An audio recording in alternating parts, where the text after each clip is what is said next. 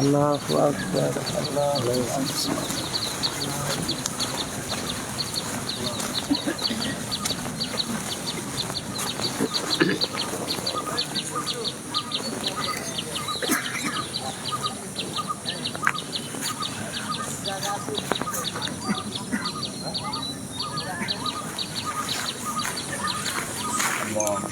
الله أكبر لا إله إلا الله الله أكبر الله أكبر ولله الحمد الله أكبر الله أكبر لا إله إلا الله الله أكبر الله أكبر ولله الحمد الله أكبر الله أكبر لا إله إلا الله الله أكبر الله أكبر ولله الحمد الله أكبر الله أكبر لا إله إلا الله الله أكبر الله أكبر ولله الحمد الله أكبر الله أكبر لا إله إلا الله الله أكبر الله أكبر ولله الحمد الله أكبر الله أكبر لا إله إلا الله الله أكبر الله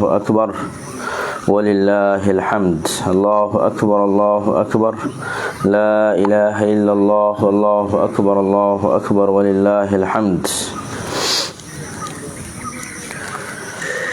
الله أكبر الله أكبر لا إله إلا الله الله أكبر الله أكبر ولله الحمد الله أكبر الله أكبر لا إله إلا الله الله أكبر الله أكبر ولله الحمد الله أكبر الله أكبر لا إله إلا الله الله أكبر الله أكبر ولله الحمد الله أكبر الله أكبر لا إله إلا الله الله أكبر الله أكبر ولله الحمد الله أكبر الله أكبر لا إله إلا الله الله أكبر الله أكبر ولله الحمد الله أكبر الله أكبر لا إله إلا الله الله أكبر الله أكبر ولله الحمد الله أكبر الله أكبر الله أكبر لا إله إلا الله الله أكبر الله أكبر ولله الحمد الله أكبر الله أكبر لا إله إلا الله الله أكبر الله أكبر ولله الحمد الله أكبر الله أكبر لا إله إلا الله الله أكبر الله أكبر ولله الحمد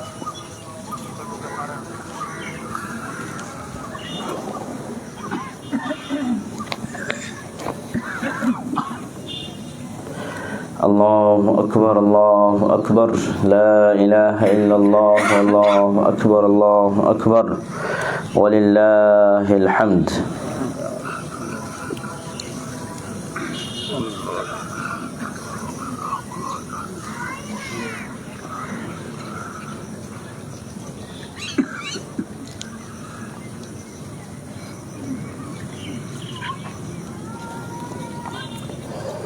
الله أكبر الله أكبر لا إله إلا الله الله أكبر الله أكبر ولله الحمد الله أكبر الله أكبر لا إله إلا الله الله أكبر الله أكبر ولله الحمد الله أكبر الله أكبر لا إله إلا الله الله أكبر الله أكبر ولله الحمد الله أكبر الله أكبر لا إله إلا الله الله أكبر الله أكبر ولله الحمد الله أكبر الله أكبر لا إله إلا الله الله أكبر الله أكبر ولله الحمد الله أكبر الله أكبر لا إله إلا الله الله أكبر الله أكبر ولله الحمد الله أكبر الله أكبر لا إله إلا الله والله أكبر الله أكبر ولله الحمد الله أكبر الله أكبر لا إله إلا الله والله أكبر الله أكبر ولله الحمد الله أكبر الله أكبر لا إله إلا الله والله أكبر الله أكبر ولله الحمد الله أكبر الله أكبر لا إله إلا الله والله أكبر الله أكبر ولله الحمد الله أكبر الله أكبر لا إله إلا الله والله أكبر الله أكبر ولله الحمد الله أكبر الله أكبر لا إله إلا الله والله أكبر الله أكبر ولله الحمد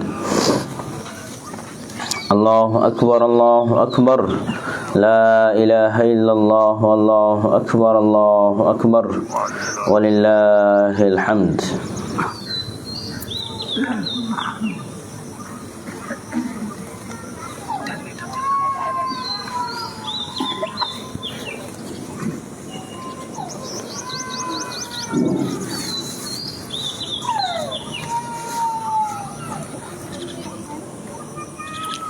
সময় তো হয়ে গেছে তাই না? আমরা আস্তে আস্তে দাঁড়াই নাকি?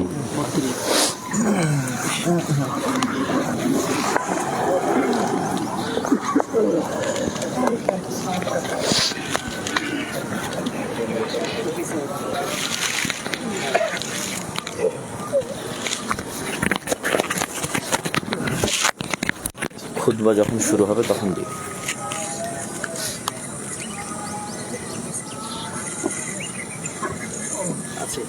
আমরা সবাই কাতারবদ্ধ হয়ে দাঁড়াই, পায়ে পা কাঁধে কাঁধ মিলিয়ে দাঁড়াই। সামনের কাতার খালি থাকলে পূরণ করে নেই। প্রথম রাকাতে 7 তাকবীর এবং দ্বিতীয় রাকাতে 5 তাকবীরের মাধ্যমে আমরা সালাত আদায় করবো ইনশাআল্লাহ। ইস্তাউ ওয়া'তাদিলু ওয়া তারাসু ওয়া সুদ্দুল খালালা বাইনাকুম। الله أكبر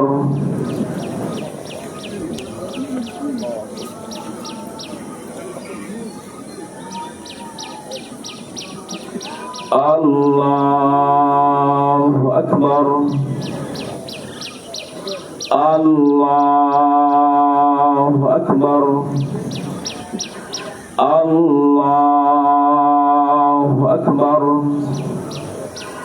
الله أكبر الله أكبر الله أكبر الحمد لله رب العالمين الرحمن الرحيم مالك يوم الدين إياك نعبد وإياك نستعين اهدنا الصراط المستقيم صراط الذين أنعمت عليهم غير المغضوب عليهم ولا الضالين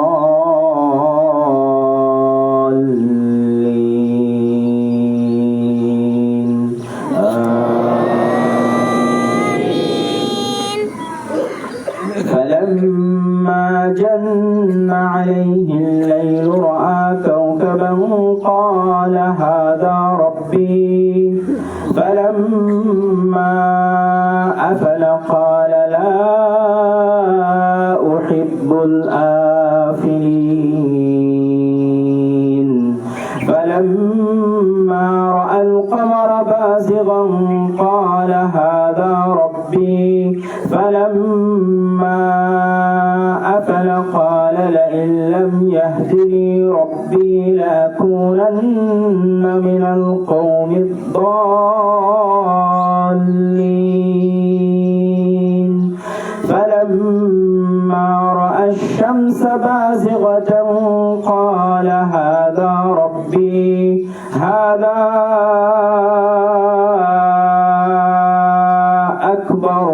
فلما أفلت قال يا قوم إني بريء مما تشركون إني وجهت وجهي للذي فطر السماوات والأرض حنيفا وما أنا من المشركين. الله أكبر.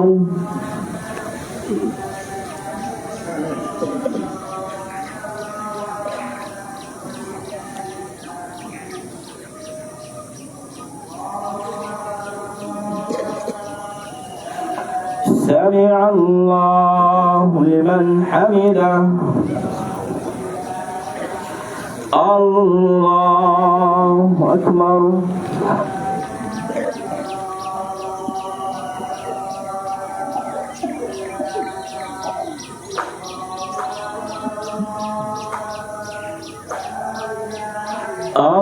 الله أكبر.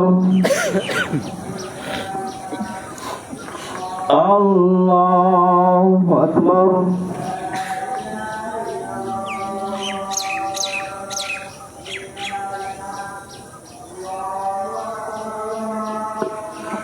الله أكبر. الله أكبر. الله أكبر. الله أكبر. الله أكبر. الله أكبر. الحمد لله رب العالمين الرحمن الرحيم مالك يوم الدين إياك نعبد وإياك نستعين اهدنا الصراط المستقيم صراط الذين أنعمت عليهم غير المغضوب عليهم ولا الضالين.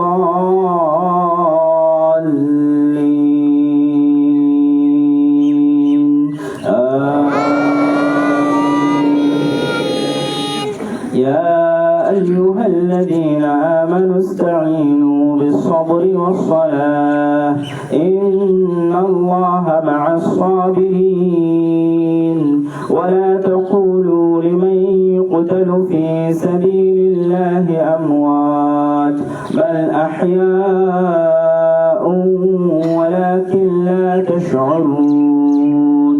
ولنبلونكم بشيء من الخوف والجوع ونقص من الأموال والأنفس والثمرات وبشر الصابرين الذين إذا أصابتهم مصيبة قالوا إنا لله وإنا إليه راجعون. أولئك عليهم صلوات من ربهم ورحمة وأولئك هم المهتدون. الله أكبر.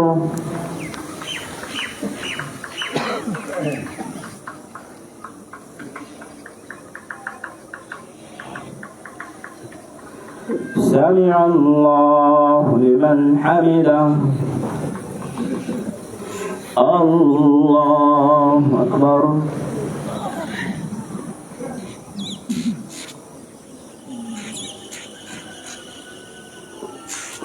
الله أكبر. الله أكبر.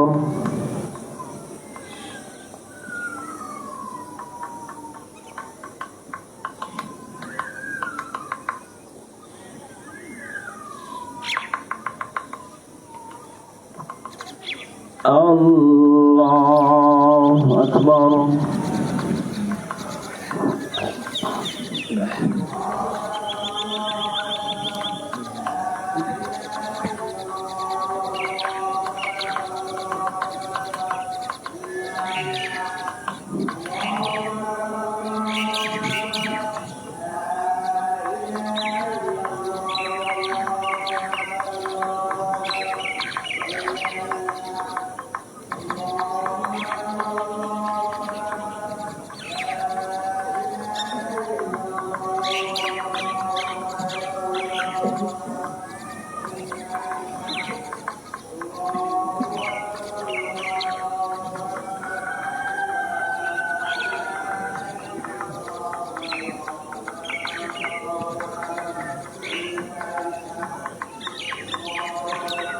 السلام عليكم ورحمة الله.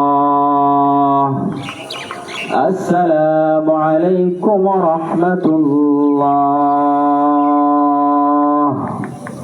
الله أكبر الله أكبر. لا إله إلا الله الله أكبر الله أكبر ولله الحمد. الله أكبر الله أكبر. لا إله إلا الله والله أكبر الله أكبر ولله الحمد. إن الحمد لله نحمده ونستعينه ونستغفره ونعوذ بالله من شرور أنفسنا ومن سيئات أعمالنا. من يهده الله فلا مضل له ومن يضلله فلا هادي له. وأشهد أن لا إله إلا الله وحده لا شريك له وأشهد أن محمدا عبده ورسوله. أما بعد أعوذ بالله من الشيطان الرجيم. ما كان إبراهيم يهوديا ولا نصرانيا ولكن كان حنيفا مسلما وما كان من المشركين. যাবতীয় প্রশংসা হামদ ও সানা মহাপরাক্রমশালী আল্লাহ সুবহানাহু ওয়া তাআলার জন্য। সকলেই বলে আলহামদুলিল্লাহ। দরুদ ও সালাম বর্ষিত হোক পৃথিবীর সর্বশেষ ও সর্বশ্রেষ্ঠ রাসূল আহমদ। সম্মানিত উপস্থিতি, আজকে পবিত্র ঈদুল আজহার দিন 10 জিলহজ্জের দিন আমরা এখানে উপস্থিত আছি এবং জিলহজ মাসকে কেন্দ্র করে আমাদের যদি জুমার খুতবা শোনা হয়ে থাকে তাহলে আমরা জানি যে পৃথিবীর শ্রেষ্ঠতম 10 দিন হচ্ছে জিলহজ মাসের এই 10 দিন। এমনকি রমজান মাসের দিনের চাইতেও জিলহজ মাসের দিনগুলোকে শ্রেষ্ঠ বলা হয়েছে। আর রমজান মাসের রাতগুলো হচ্ছে পৃথিবীর সর্বশ্রেষ্ঠ রাত, যেমন লাইলাতুল কদর। কিন্তু দিন হিসেবে জিলহজ মাসের এই 10 দিনই পৃথিবীর শ্রেষ্ঠতম দিন। আর এই 10 দিনের মধ্যে সবচেয়ে শ্রেষ্ঠ দিন হচ্ছে আরাফার দিন, ইয়াউম আরাফা। আর সবচেয়ে মহান দিন আল ইয়াউম আল আযম, সবচেয়ে মহান দিন হচ্ছে ইয়াউমুন নাহর, কুরবানির দিন, রাসূলুল্লাহ সাল্লাল্লাহু আলাইহি ওয়াসাল্লামের ভাষ্য অনুযায়ী। কেননা এই 10 দিনে এত বেশি ইবাদত জমা হয়েছে যা পৃথিবীর আর কোথাও আর কোনো দিনে আর কোনো সময় এত বেশি ইবাদত জমা হয়নি। আর এই 10 দিন হচ্ছে মুসা আলাইহিস সালাতু ওয়াস সালামের ওয়াইদ, ওয়া'আদানা মুসা 40 লাইলা। যখন মুসা আলাইহিস সালাতু ওয়াস সালামকে 40 দিন 40 রাতের জন্য আল্লাহ তুর পাহাড়ে ইবাদতের জন্য ডেকেছিলেন, সেই 40 দিন 40 রাতের শেষ 10 দিন হচ্ছে জিলহজ মাসের প্রথম 10 দিন। আর এই প্রথম 10 দিনে কত ইবাদত একত্রিত হয়েছে। এই প্রথম 10 দিনে যেমন হজের মতো ব্যতিক্রম ধর্মী ইবাদত এই 10 দিনই সম্পন্ন করা হয় এবং হজের মূল কাজগুলো এই 10 দিনের মধ্যেই আছে।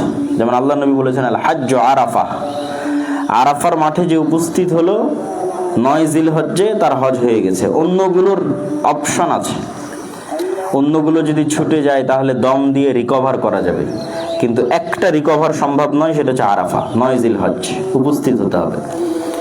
এই 10 দিনে একটা বড় ইবাদত একত্রিত হয়েছে, সেটা হচ্ছে কুরবানি। এই 10 দিনে একত্রিত হয়েছে, যদি মানুষের পক্ষে সম্ভব হয়, সেটা হচ্ছে সিয়াম।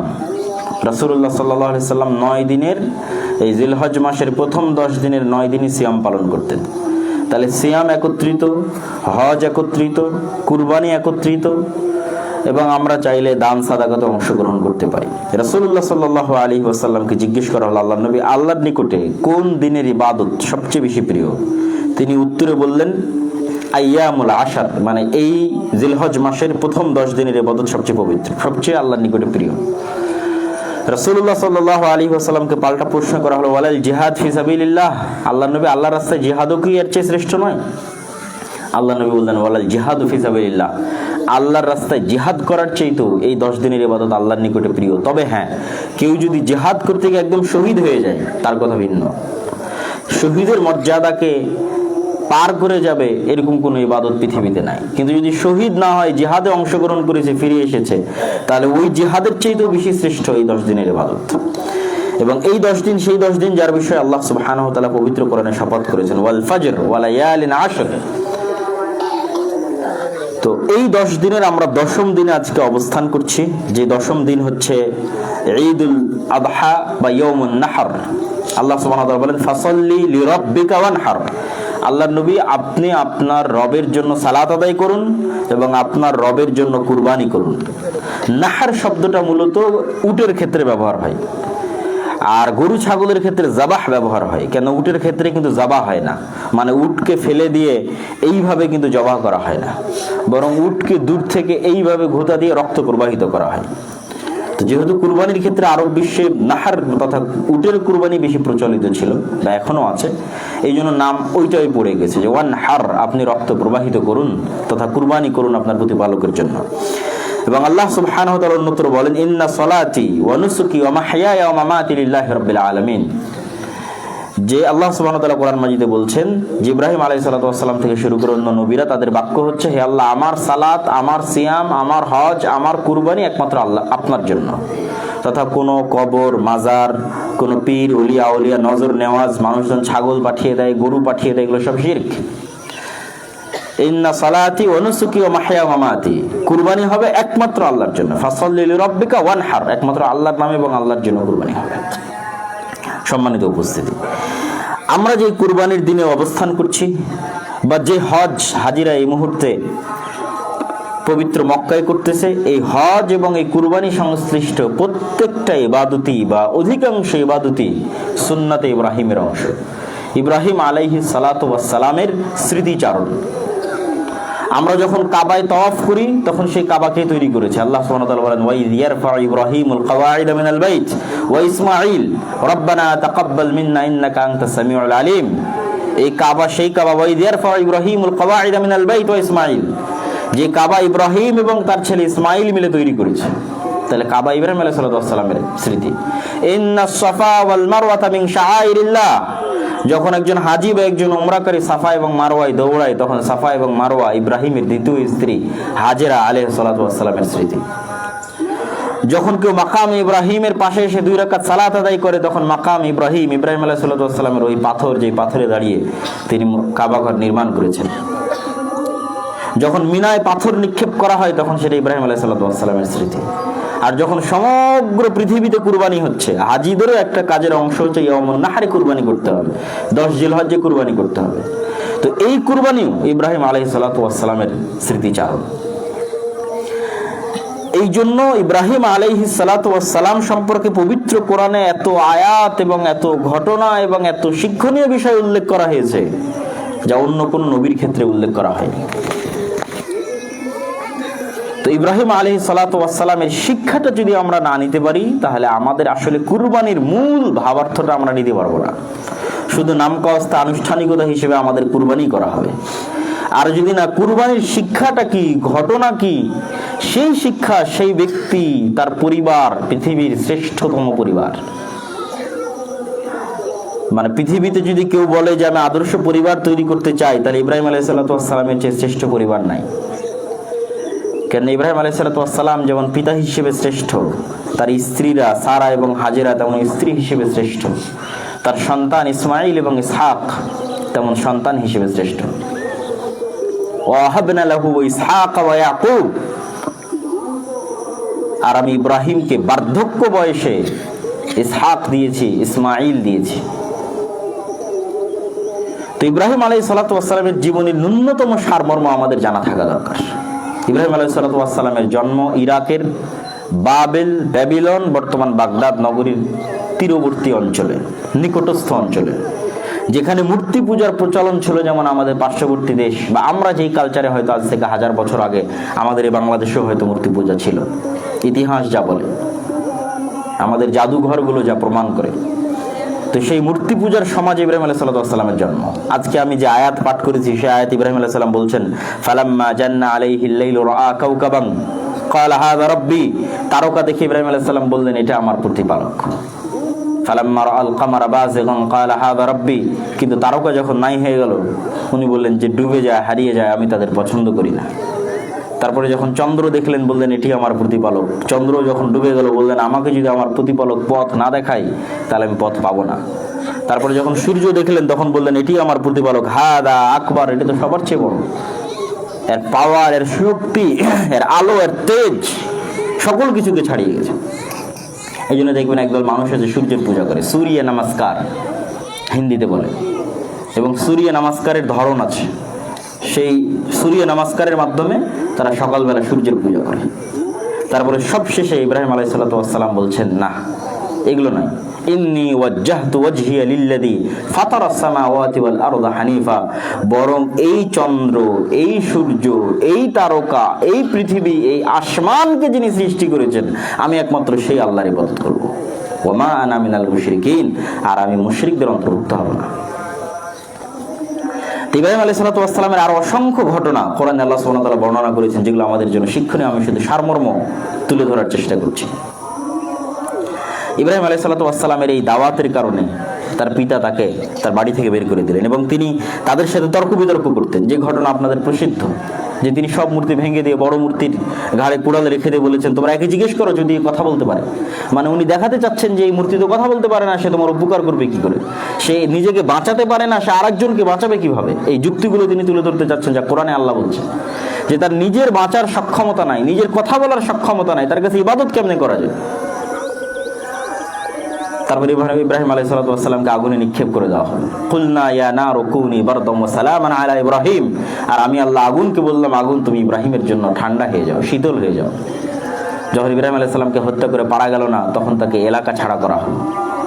তিনি এলাকা থেকে বের হয়ে, আল্লাহ সুবহানাহু ওয়া তাআলা বলছেন, ওয়াইজ নাজ্জাইনাহু, যখন আমরা তাকে এবং লূতকে, ওয়ালুতান ইলাল আরদিল্লাতি বারাকনা ফিহা লিল আলামিন, যখন আমরা তাকে এবং লূতকে আশ্রয় দিয়েছি ওই মাটিতে, যেই মাটিতে আমরা বরকত রেখেছি সারা পৃথিবীর জন্য, সেটা শামের মাটি, সিরিয়ার মাটি, ফিলিস্তিনের মাটি, জেরুজালেমের মাটি। ইরাক থেকে এসে ইব্রাহিম আলাইহিস সালাম জেরুজালেমে আশ্রয় নিয়েছেন, ঠিক যেমন লূত আলাইহিস সালাম এসে জেরুজালেমে আশ্রয় নিয়েছেন। এবং ইব্রাহিম আলাইহিস সালামের 2 সন্তান, সারা আলাইহিস সালামের গর্ভে ইসহাক এবং হাজেরা আলাইহিস সালামের গর্ভে ইসমাঈল। আর আমরা যে কুরবানির ঘটনা পড়ি, কুরবানি মূলত ইসমাঈল আলাইহিস সালামের সাথে, কেননা হাজেরা আলাইহিস সালামেরই প্রথম সন্তান হয়েছিল ইসমাঈল। তখন ইব্রাহিম আলাইহিস সালাম তাকে কাবা ঘরের পাশে রেখে এসেছিলেন। প্রায় 1500 কিলোমিটার পথ হবে জেরুজালেম থেকে মক্কা, 1500 কিলোমিটারের বেশি, হয় উটে অথবা পায়ে হেঁটে এই দীর্ঘ পথ পাড়ি দিয়ে সেখানে রেখে এসেছেন। ইন্নী আসকানতু মিন যুররিয়্যাতি বিওয়াদিন গায়রা যী যারইন ইনদা বাইতিকাল মুহাররম। ইব্রাহিম আলাইহিস সালাম যখন রেখে এসে পাহাড়ের পাদদেশে দোয়া করছেন, বলছেন, আল্লাহ আমার পরিবারকে এমন মরুভূমিতে রেখে গেলাম, যী যারইন, যেখানে একটা গাছপালাও নাই, একটা ঘাসও নাই, মানুষজন তো বহু দূরের কথা। আল্লাহুম্মা জাআল আফইদাতান নাস, আল্লাহ আপনি পৃথিবীর মানুষের অন্তরকে এই শহরের দিকে ঝুঁকিয়ে দিন, মানুষের অন্তরগুলোকে এই শহরের দিকে ঘুরিয়ে দিন, কেন আমি একদম নির্জন শহরে আমার পরিবার পরিজনকে রেখে যাচ্ছি, যেখানে কেউ নাই। এবং তাদের খাবারের ব্যবস্থার জন্য, তাদের রিজিকের ব্যবস্থার জন্য তিনি কেঁদে কেঁদে আল্লাহ সুবহানাহু ওয়া তাআলার কাছে দোয়া করলেন। আর সহিহ বুখারীর বর্ণনায় আসছে, লম্বা হাদিসে, যে যখন ফিরে আসছেন তখন হাজেরা আলাইহিস সালাম বলছেন, আইনা তাযহাবান তা ইব্রাহিম, আপনি কোথায় যাচ্ছেন? এমন এক জায়গায় রেখে যাচ্ছেন যেখানে কোনো পানির ব্যবস্থা নাই, যেখানে কোনো খাবারের ব্যবস্থা নাই। আমার হাতে যে খেজুর আছে, এই খেজুর যদি শেষ হয়ে যায়, যে সামান্য পানি আছে সেটা যদি শেষ হয়ে যায়, তাহলে বাচ্চাকে কি খাওয়াবো, আমি কি খাবো? এর কোনো ব্যবস্থাপনা নাই, কোনো গাছ নাই, কোনো মানুষজন নাই, কোনো পশু পাখি নাই যার কাছ থেকে সহযোগিতা নিব। ইব্রাহিম আলাইহিস সালাম কোনো উত্তর দিচ্ছেন না। তখন হাদিসে এসেছে যে তিনি বলছেন, আল্লাহ আমারাক, আল্লাহ কি আপনাকে আদেশ দিয়েছে যে আপনি আজকে এখানে রেখে যাবেন? ইব্রাহিম আলাইহিস সালাম উত্তরে বলছেন, হ্যাঁ, আল্লাহ আদেশ দিয়েছেন। তখন তিনি উত্তরে বলছেন, ফালা ইউদাইয়ান আল্লাহ, যদি আল্লাহর আদেশ হয়ে থাকে তাহলে আমাদেরকে আল্লাহ কোনোদিন ধ্বংস করবেন না। আল্লাহু আকবার! কি ঈমান, কি আস্থা, কি আল্লাহ ভরসা! এখনো কল্পনা করা কঠিন। এখনো যদি মরুভূমির মধ্যে আপনি হারিয়ে যান তো আপনার অবস্থা খারাপ হয়ে যাবে। এখনো যদি মরুভূমির মধ্যে হারিয়ে যান, মৃত্যু ছাড়া আর দ্বিতীয় কোনো রাস্তা নেই, যেখানে কোনো মানুষজন নাই, পশুপালা নাই, গাছপালা নাই, পানি নাই, সেখানে আল্লাহ সুবহানাহু ওয়া তাআলা তাদের জন্য জমজমের ব্যবস্থা করলেন জিবরাইল আলাইহিস সালামকে পাঠিয়ে। ওই ইসমাঈল আলাইহিস সালামকে দেখার জন্য হাদিসের বর্ণনা অনুযায়ী অন্তত 5 বার ইব্রাহিম আলাইহিস সালাম মক্কা এসেছেন জেরুজালেম থেকে, অন্তত 5 বার।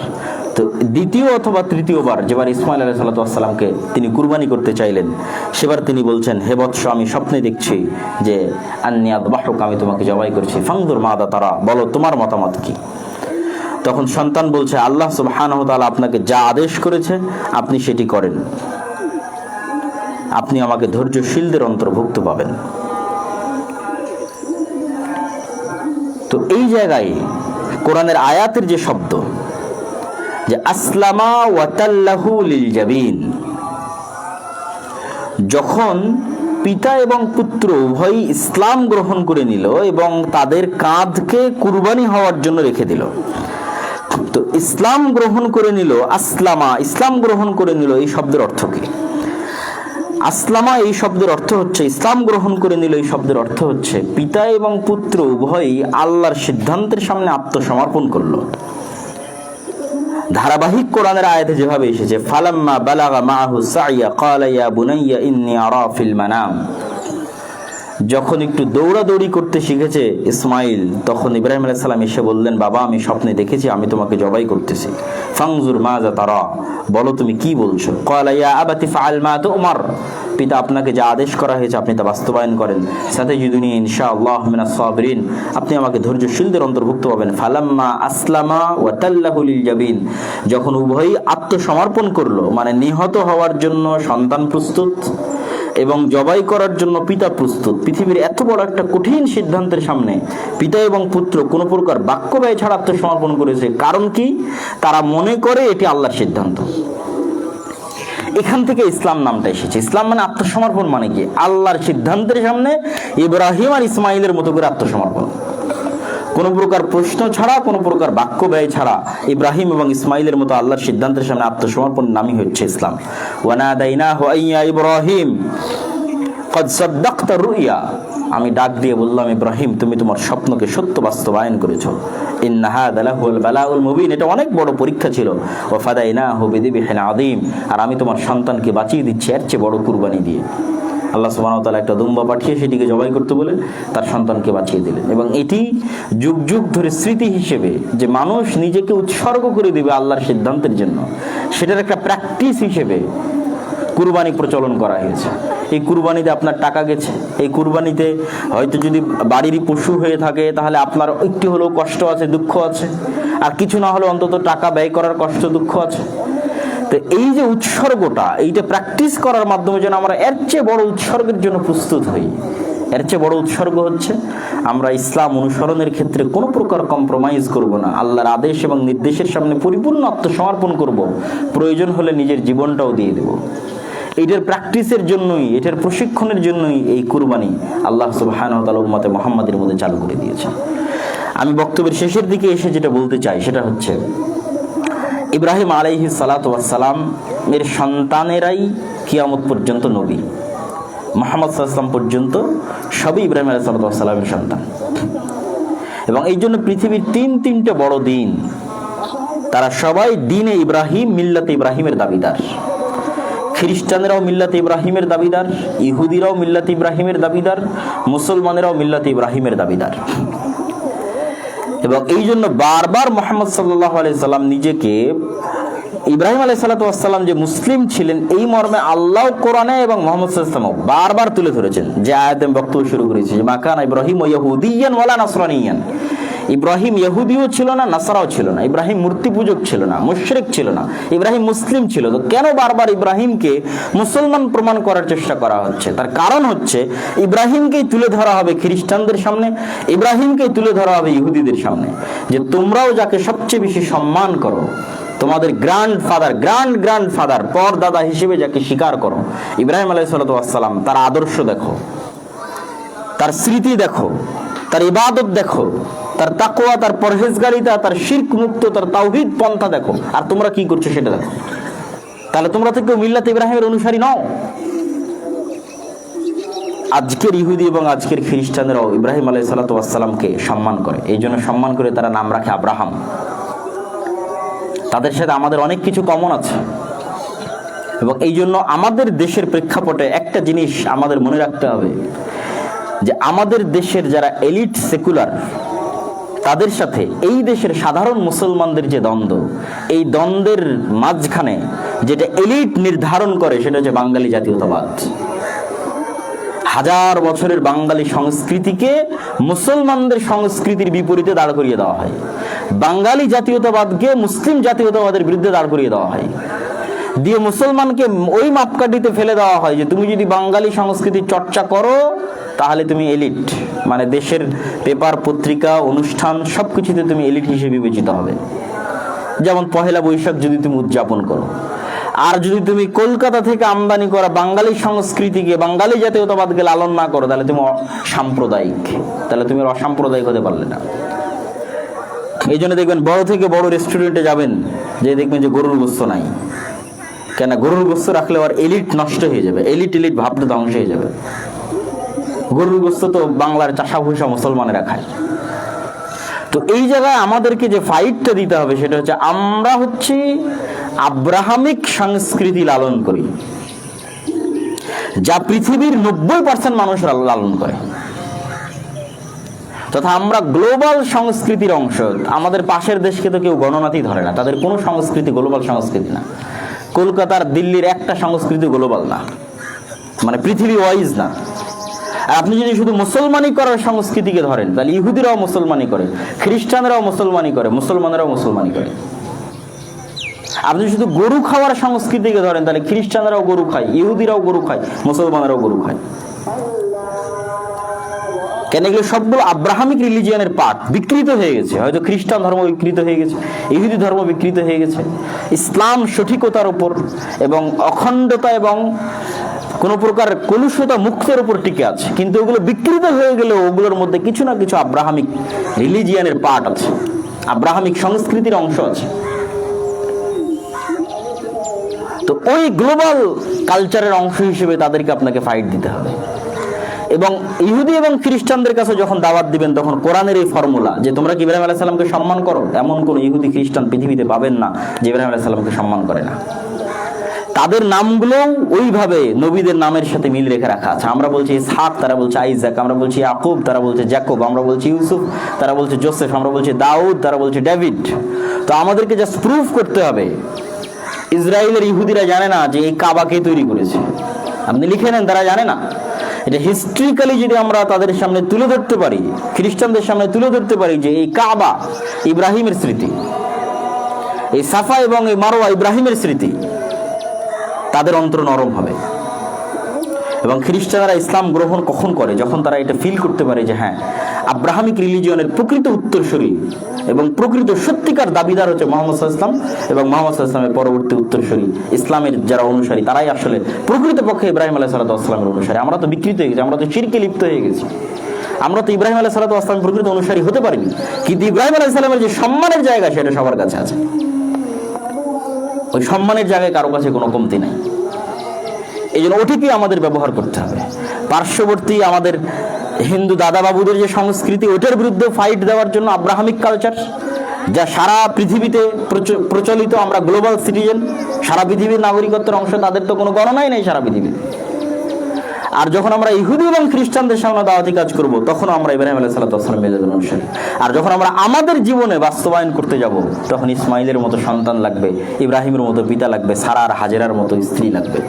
হাজেরার যে আল্লাহ ভরসা, সারার যে আল্লাহ সুবহানাহু ওয়া তাআলার সামনে দোয়া করলো এবং সেই দোয়া সাথে সাথে কবুল হয়ে গেল, জালিম বাদশার সামনে এরকম ঈমান, এরকম আস্থা, এরকম আল্লাহ ভরসা, এরকম তাকওয়া এবং পরহেজগারিতা সম্পূর্ণ পরিবার লাগবে যারা আসলামা, সর্বোচ্চ স্তর আল্লাহর সামনে আত্মসমর্পণের। যে পিতা 80 বছর বয়সে সন্তান পেয়েছে, সারা জীবন সন্তান পায় না, বলছে আল্লাহ আমার কি সন্তান হবে? আমার স্ত্রী তো আজুজ বন্ধা, 80 বছর বয়সের পর সন্তান পেয়েছে, সেই সন্তানকে আল্লাহ জবাই করতে বলছে। যাদের সন্তান হয় না তাদের কাছে গিয়ে জিজ্ঞেস করেন কি কষ্ট। সেই কষ্টকে তিনি ওভারকাম করে গেছেন এবং সন্তানও রাজি হয়ে গেছে। এই যে ইব্রাহিম আলাইহিস সালামের এই জাজবা, এইটা আমাদের অনুসরণ করতে হবে। আল্লাহ সুবহানাহু ওয়া তাআলা আমাদের তৌফিক দান করুক, আল্লাহুম্মা আমিন। আর কুরবানি সংক্রান্ত সংক্ষিপ্ত দুই একটা মাসালা, কুরবানি সংক্রান্ত সংক্ষিপ্ত মাসালা হচ্ছে, কুরবানি আল্লাহ সুবহানাহু ওয়া তাআলার নামই হতে হবে। কুরবানির প্রাণীকে রাসূলুল্লাহ সাল্লাল্লাহু আলাইহি সাল্লাম কষ্ট দিতে নিষেধ করেছেন। ইন্নাল্লাহা কাতাবাল ইহসান আলা কুল্লি শাই, আল্লাহ প্রত্যেক জিনিসের উপর ইহসান নির্ধারণ করেছে, দয়া করা, রহম করা। ফাইযা যাবাহতুম ফাআহসিনুদ যিবহা ওয়া ইযা কাতালতুম ফাআহসিনুল কিতলা, যদি কোনো মানুষের উপর হদ বাস্তবায়ন করতে গিয়ে হত্যা করা হয় তাহলে এমন ভাবে হত্যা করো যেন কষ্ট কম পায়। যদি কোনো প্রাণীকে জবাহ করা হয় তাহলে এমন ভাবে জবাহ করো যেন কষ্ট কম পায়। জবাহ করার পরেই জীবিত থাকতেই তার পা কাটা, হাত কাটা, এই যে লাফালাফি করে, এই যে কষ্ট পাওয়া, একটা প্রাণীর কষ্ট যতটা কমানো যায় এই জন্য ছুরি অত্যন্ত ধারালো হওয়া, এই যে সকল কিছু প্রস্তুতি রাখা, এই দয়া এবং এই রহমটা আমাদের অন্তরে থাকতে হবে। ওয়ালিতুকমিলুল ইদ্দাতা ওয়ালিতুকাব্বিরুল্লাহ আলা মা হাদাকুম। আর এইটার যে এই যে আল্লাহ সুবহানাহু ওয়া তাআলা আমাদের এই নিয়ামতকে ভোগ করার সুযোগ দিলেন, এটার জন্য আল্লাহর শুকরিয়া আদায় করতে হবে। আল্লাহু আকবার, আল্লাহু আকবার, লা ইলাহা ইল্লাল্লাহ, আল্লাহু আকবার, আল্লাহু আকবার, ওয়া লিল্লাহিল হামদ, ওয়ালিতুকাব্বিরুল্লাহ, যাতে তোমরা আল্লাহর বড়ত্ব বর্ণনা করতে পারো। আমাদের মানুষেরা কিন্তু জানে না যে পুরো 10 দিনই আল্লাহর তাকবীর পাঠ করা যায়। একদম যেই দিন থেকে জিলহজ মাস শুরু হয়েছে ওই দিন থেকে আবু হুরায়রা, আব্দুল্লাহ বিন ওমর তারা বাজারে যেতেন, রাস্তাঘাটে যেতেন এবং মানুষজনকে তাকবীর শিক্ষা দিতেন। এরা বলতেন তোমরা জোরে জোরে তাকবীর বলো। আমরা কিন্তু শুধু সেই ঈদের দিন তাকবীর বলতেছি, কিন্তু রাসূলুল্লাহ সাল্লাল্লাহু আলাইহি সাল্লামের যুগে পুরো 10 দিনই উঁচু আওয়াজে তাকবীর পাঠ করা হতো। কুরবানির ক্ষেত্রে রাসূলুল্লাহ সাল্লাল্লাহু আলাইহি সাল্লামের যেটা বাক্য, আল্লাহ সুবহানাহু ওয়া তাআলার যেটা বাক্য এবং আল্লাহ রাসূলের যেটা বাক্য, যে খাও, জমা করো এবং ফকির মিসকিনকে খাওয়াও। তো আমাদের সমাজে যে 3 ভাগ প্রচলিত আছে, হুবহু ওই রকমই হতে হবে এটাও জরুরি নয়, আবার ওই রকম করলে সমস্যা এটাও জরুরি নয়। আয়াত এবং আল্লাহ নবীর হাদিস প্রমাণ করে আমরা কুরবানির গোশত খেতে পারবো, জমাও রাখতে পারবো, আর কুরবানির গোশতের একটা অংশ মানুষকেও দিতে হবে। কিন্তু সমাজে আবার যে কালচার প্রচলিত আছে যে আমি গরু দিব, গরু জমা দিয়ে খাসি নিয়ে আসবো, এইটা আবার দৃষ্টিকটু। যে যেখানে এই কুরবানির গোশতের সাথে আমাদের নিঃস্বার্থ হওয়া উচিত, সেখানে এই কুরবানির মতো ইবাদতের সাথে আমরা স্বার্থ জড়িয়ে ফেলছি, যে না আমি সমাজে গিয়ে গরু দিয়ে সেখান থেকে খাসি নিয়ে আসবো। যেখানে ইব্রাহিম আলাইহিস সালাম তার সন্তানকে পর্যন্ত উৎসর্গ করে দিচ্ছিলেন, সেখানে আমরা এই ন্যূনতম গোশতের লোভটা কিন্তু আমরা উৎসর্গ করতে পারছি না। তাহলে বড় থেকে বড় উৎসর্গ আমরা কিভাবে করব? আর কুরবানি যদি একক পরিবারের পক্ষ থেকে হয় সবচেয়ে ভালো। রাসূলুল্লাহ সাল্লাল্লাহু আলাইহি ওয়াসাল্লামের হাদিস অনুযায়ী প্রত্যেক পরিবারের পক্ষ থেকে একটা পূর্ণ কুরবানি, একটা পূর্ণ নফস, পূর্ণ আত্মা আল্লাহর জন্য উৎসর্গ করা, এটা হলো সবচেয়ে উত্তম। ভাগা হলে হবে না বা বাতিল এরকমটা আমরা বলি না, তবে আমরা মানুষকে উৎসাহ দিই যেন সবাই পূর্ণাঙ্গ একটা কুরবানি তার এবং তার পরিবারের পক্ষ থেকে আল্লাহ সুবহানাহু ওয়া তাআলার জন্য উৎসর্গ করে। কুরবানি ফরজ ওয়াজিব এরকম নয়, তবে গুরুত্ব দিয়ে আল্লাহ নবী বলেছে যার সক্ষমতা আছে কুরবানি করার, কিন্তু কুরবানি করলো না, সেজন্য আমাদের ঈদগাহে না আসে। ফালা ইয়াকরাবান্না মুসাল্লানা, সেজন্য আমাদের ঈদগাহে না আসে। কেন? কুরবানির মতো এত বড় একটা ইবাদত সক্ষমতা থাকার পরও সে কেন করলো না? সক্ষমতা যেহেতু আছে সেহেতু করতে হবে। সম্মানিত উপস্থিতি, আল্লাহ সুবহানাহু ওয়া তাআলা আমাদেরকে আমাদের এই ঈদের সালাত এবং আমাদের এই কুরবানি সবকিছুকে কবুল করুন, আল্লাহুম্মা আমিন। আর এই কুরবানির যে মহত্ব, বড়ত্ব এবং ঈদের দিনের যে মহত্ব এবং বড়ত্ব, এটাকে আমরা অশ্লীলতা, বেহায়াপনা, গান বাজনা এগুলো দিয়ে যেন আমাদের সন্তান, আমাদের নতুন প্রজন্ম তারা যেন নষ্ট না করে, এটা রক্ষা করার দায়িত্ব আমাদের। কেন? এই দিনে আনন্দ করার অনুমতি, এই দিনকে আনন্দের দিন হিসেবে মুসলমানদের জন্য আল্লাহ সুবহানাহু ওয়া তাআলা নির্ধারিত করেছে। আর এই দিনের আনন্দই হচ্ছে আল্লাহর তাকবীর আর খাওয়া। এই জন্য সিয়াম হারাম, আগামী 3 দিন পর্যন্ত সিয়াম হারাম, মানে রোজা রাখা যাবে না। কেননা এই দিনের আনন্দেরই মাধ্যম হচ্ছে যে আপনি খাবেন, আত্মীয় স্বজনকে খাওয়াবেন, মানুষজনকে দাওয়াত দিবেন, খাওয়াবেন এবং আল্লাহর তাকবীর পাঠ করবেন। সেটার মধ্যে যদি আপনি অশ্লীলতা, বেহায়াপনা, গান বাজনা এগুলো ঢুকিয়ে দেন, তাহলে আল্লাহর এত বড় একটা নিয়ামত, এই মহাদিনের যে সম্মান, এই সম্মানের হানি হয়। কেননা এগুলো আমরা হারাম মাসের মধ্যে অবস্থান করছি এবং পৃথিবীর শ্রেষ্ঠতম দিনের মধ্যে আমরা অবস্থান করছি। আল্লাহ সুবহানাহু ওয়া তাআলা আমাদের তৌফিক দান করুক, আল্লাহুম্মা আমিন। ওয়া আখিরু দাওয়ানা আনিল হামদুলিল্লাহি রাব্বিল আলামিন। আসসালামু আলাইকুম ওয়া রাহমাতুল্লাহি ওয়া বারাকাতুহু।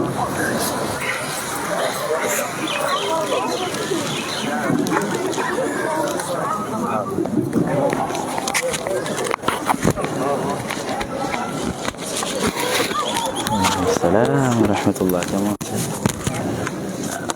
অনেকদিন পর আপনার সাথে আপনি এখানে এখন করতে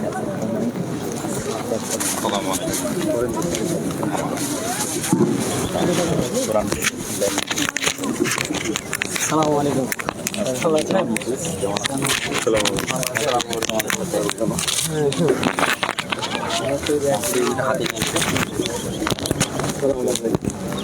ভালো আছেন?